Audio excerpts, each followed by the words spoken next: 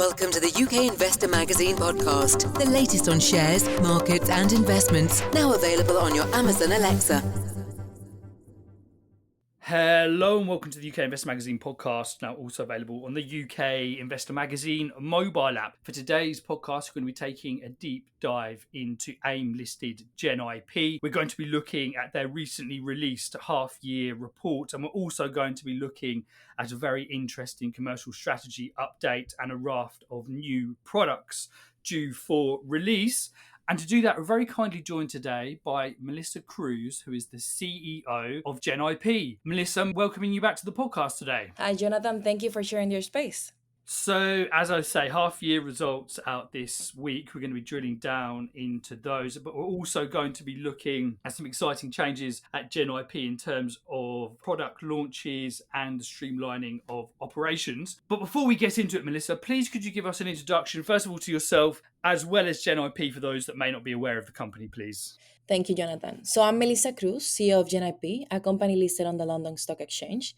And what we do here is pretty simple. We help universities, research institutions, and companies to figure out if a new idea or technology is worth investing in. Our main service is called Invention Evaluator, and you can think of it as a really smart, independent report that looks at three things. The first is the science solid?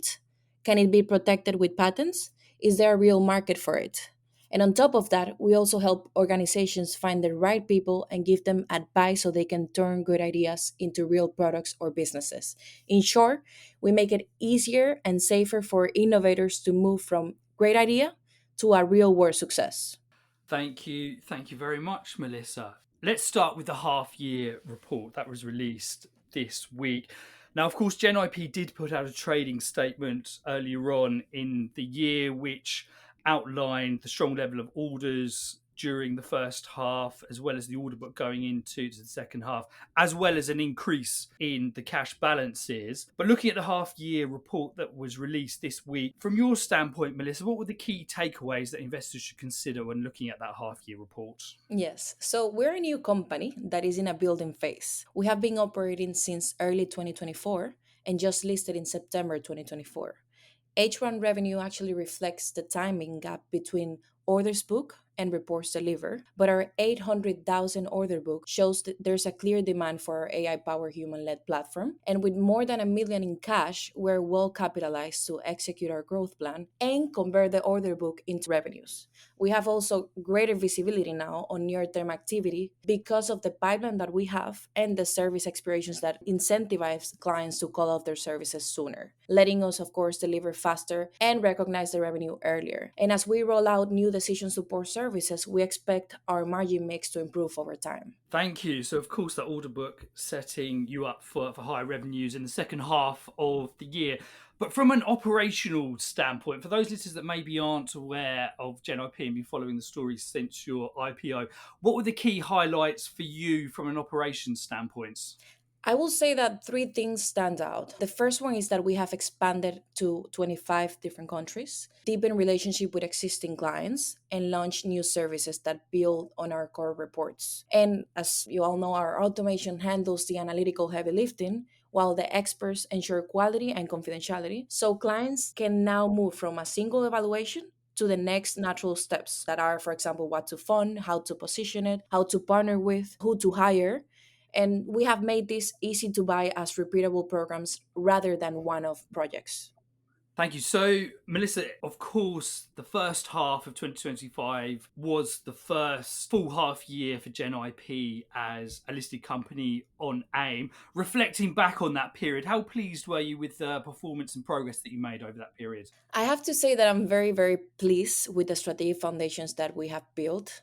In our first year post-IPO, we have proved international demand across 25 different countries with a variety of clients that include universities, government agencies, and corporates. And our 800,000 order book shows that we're winning business. Now, H2 is about converting that faster into revenue. And actually, what's working is the model itself. Clients start with these core evaluation reports, see the value that they have immediately, and then expand into larger programs. And I'm very confident that we're building the right habits, which includes repeatable delivery, clear upgrade paths from single reports to ongoing partnerships. And now, as we have announced in the past, the pipeline is growing through events attendance, client referrals, and focus sales. So, in conclusion, I think that we have laid the groundwork and now it's about scaling delivery to match the demand. Thank you, Melissa. Of course, the half-year report is backwards looking at the period that has been, but you've also put out an announcement this week in terms of your commercial strategy update and a number of new product launches. And of course, that's very forward-looking. I'm sure something that investors are going to be interested in.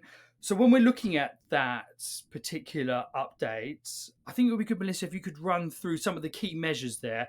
One thing that was particularly interesting for me was the unification of the brand going forward, also the launch of a number of new products. So it'd be good if you could run through those and how they tie into the existing products and the value add there for your clients. Good question. So think of our offering in two layers that work together. The foundation is our core evaluation reports, which are fast, affordable analysis that explains what a technology is, the market size, competition, and the patent landscape. That's the entry point that proves the value quickly. Our new decision support services act on what the core reports reveal. If it, for example, identifies potential partners, then we validate demand through stakeholder interviews. If it maps competitors, then we develop positioning strategy. For large portfolios, we rank which technologies deserve investment first. So they all build on the core evaluation reports. We have also unified everything under one brand, which is GenIP, with our recruitment services now called GenIP Talent Search. So it's one partner supporting the full commercialization journey from initial technology assessment to building the team that brings it to market. Perfect. So investors listening to this, Melissa, will be pretty keen to know what the new products look like in terms of their size, the undertaking, and of course what you're going to be charging your clients for those. First question here, is there any indication on when some of these products are going to go live? And is there going to be a variation in the rates that you're able to charge your clients for these new services?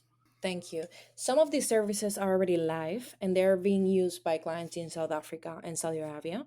And every new service builds on our core evaluation reports. The difference here is that the price is going to be way higher than the price that we had for the core evaluation reports. The fastest revenue comes from decision support work, including buyer interviews, pricing validation, partner mapping, because this can start immediately after our core report. And then we have the portfolio programs where we can evaluate and prioritize more than 100 technologies at once. And these are larger engagements that are ramping through late H2. And then finally, we have GenIP Talent that follows naturally once the clients know what to pursue and they need the right people to execute these technologies.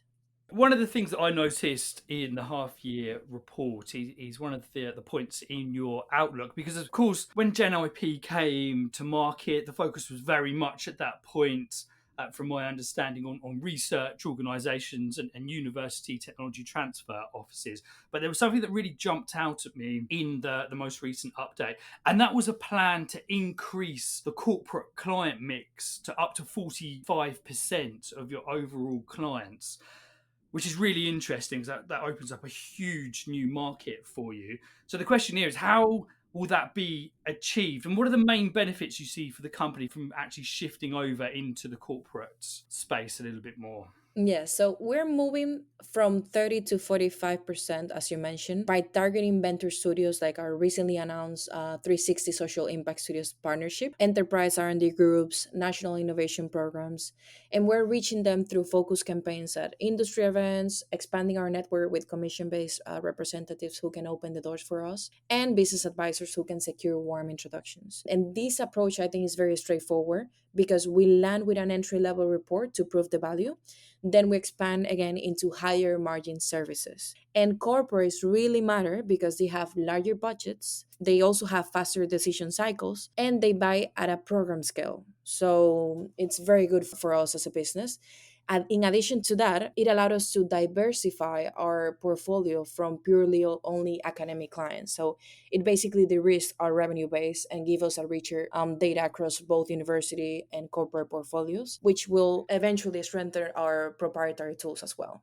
Thank you. I mean, that's a really interesting point that you make there. You're going into a market where the clients and potential clients have much more spending power than maybe research organisations do. So I think that's something that was really interesting. I did find notable when I read that in the report.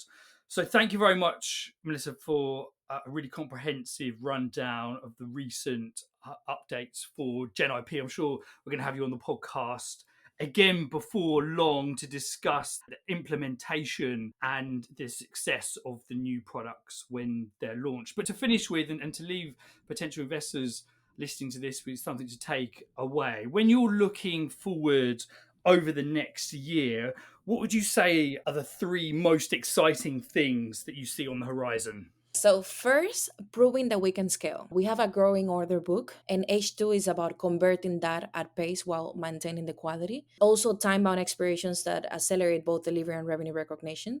Second, watching the business model work in practice. When clients start with a core report, then upgrade to validation studies, then engage us for portfolio programs and talent recruitment.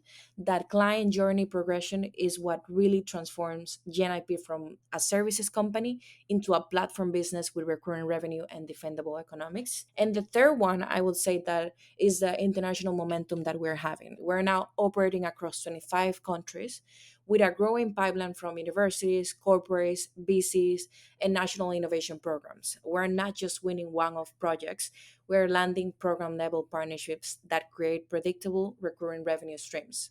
And I think that's when investors will really see GenIP's full potential as the operating system for innovation commercialization. Thank you, Melissa. Certainly setting up for a very exciting second half for the company. So, Melissa, thank you very much for being on the podcast today. Thank you for having me, Jonathan. And thank you very much to everyone for listening. Thank you. We hope you enjoyed listening to the UK Investor Magazine podcast. Please do share the podcast, and we really value any reviews and comments you leave us in your chosen podcast player. The views presented by the hosts and guests of the UK Investor Magazine podcast are in no way investment advice, and please remember all investment involves risk.